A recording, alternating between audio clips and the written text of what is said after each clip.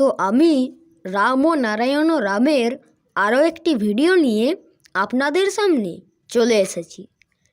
তো চলুন শুরু করা যাক আজকের এই নতুন ভিডিও। রাম ও নারায়ণ রাম, রাম ও নারায়ণ রাম, রাম ও নারায়ণ রাম। মহাশূন্যের মাঝে ইচ্ছা শক্তির আবর্তনে সব কিছু সৃষ্টি হয়ে চলেছে আপন মহিমায় স্বতঃস্ফূর্তভাবে। মহাশূন্যে ফাঁকার মধ্যে এমন একটা ইচ্ছা শক্তি বিরাজ করছে যা অত্যন্ত সচেতন। ফাঁকাটা এমন সচেতন যে তাকে বর্ণনা করে পাওয়া যায় না, তাকে খুঁজে পাওয়া যায় না, কিন্তু সেই সচেতনতার সুরে সুরে সেই খুশি বা ইচ্ছাশক্তির দ্বারাই জগতের পরজগৎ সৃষ্টি হয়ে চলেছে। মহাশূন্যে অনন্ত কোটি গ্রহ নক্ষত্র ভাসমান অবস্থায় রয়েছে।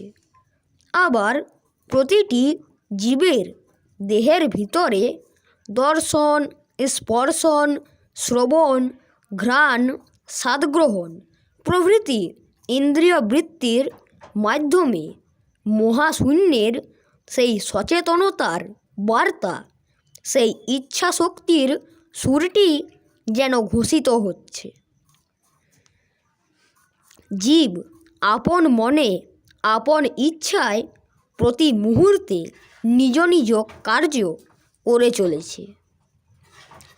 যে দেহবৃত্তির ভিতরে আনন্দ, খুশি বা দুঃখবোধ আছে, সেই বোধশক্তি, সেই দেহবোধ কোন বোধ হতে এসেছে, সেই বোধ আবার কোন বোধ হতে সৃষ্টি হয়েছে জানতে হলে গভীর সুরে ডুবে থাকা প্রয়োজন।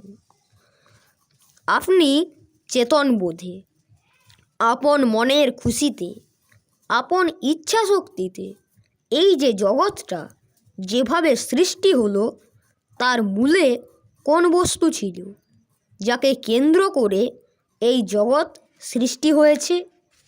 এই জগৎ সংসারে যে যা চিন্তা করছি সবই একটি সীমার ভেতর থেকে যাচ্ছে, কিন্তু সৃষ্টির এমনই রহস্য সীমার দ্বারা তার নাগাল পাওয়া যায় না। মহাশূন্যের মাঝে সব কিছুই যেন সীমার মাঝে অসীম হয়ে আপন সুরে, বিরাটের সুরে বাজছে। বাস্তব বুদ্ধি দ্বারা যা চিন্তায় আনা যায় না, সেই বস্তুটি কি? চিন্তাশীল ব্যক্তিরা, বিচক্ষণেরা সেই সাধনায় তন্ময় হলেন। এমন কি বস্তু আছে যা হতে এই গ্রহ উপগ্রহ জগৎ সৃষ্টি হয়েছে?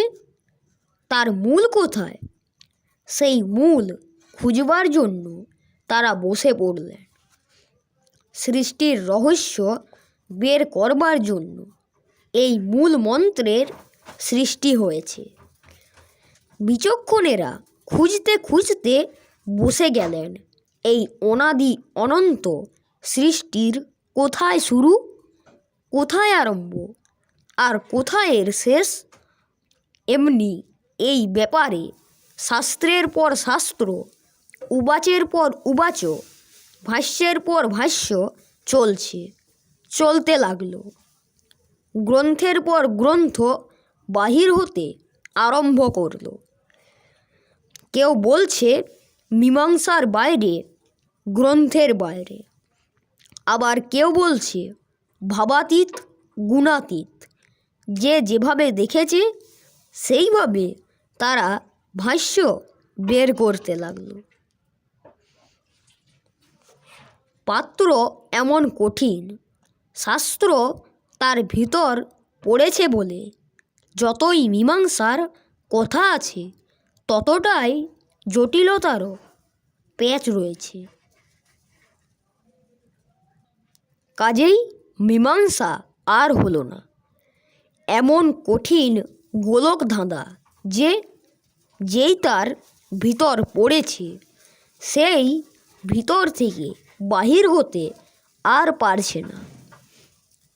সেই স্বর্গলোক থেকে কত আদি অন্ত, কত লোক, কত শাস্ত্র রচিত হয়েছে, কত ভাবরাজত্ব আছে, কিন্তু মূল বীজকে কে আনলো? বীজ হতে গাছ হয়, বীজ পুঁতে দিলে গাছ হয়ে বের হলো। তবে সেই আদি বীজটা কোথা হতে এলো?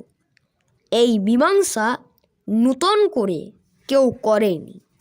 কাজেই ছিল প্রথম হতে যা, তাই আছে আজও।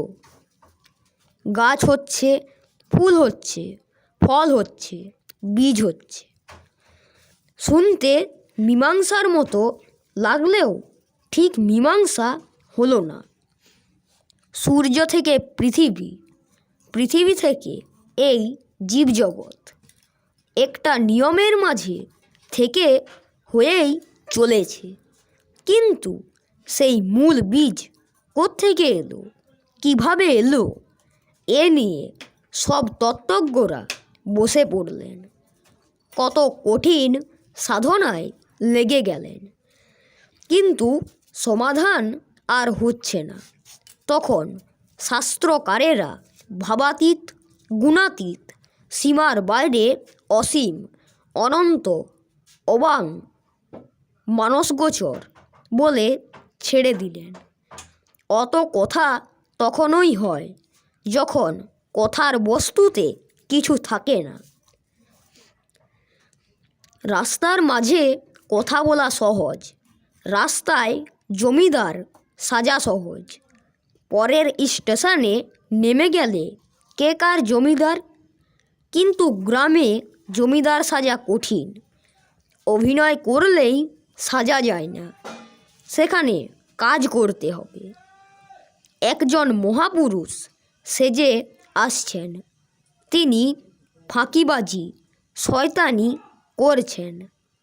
তিনি আরেকজনের নিকট এসেছেন, ভাবছেন সে ঠিক, আমি না হয় বেঠিক। এভাবে আরও যদি 10-12টা যোগ হয় তবেই মুশকিল। এইভাবেই হয়ে আসছে একেবারে সাধুর হাট। তাহলে আজকে এখানেই শেষ করছি। ভিডিওটি ভালো লেগে থাকলে ভিডিওটিতে অবশ্যই একটি লাইক দিয়ে চ্যানেলটিকে সাবস্ক্রাইব করে যাবেন। আর কমেন্টে অবশ্যই রাম ও নারায়ণ রাম লিখতে ভুলবেন না।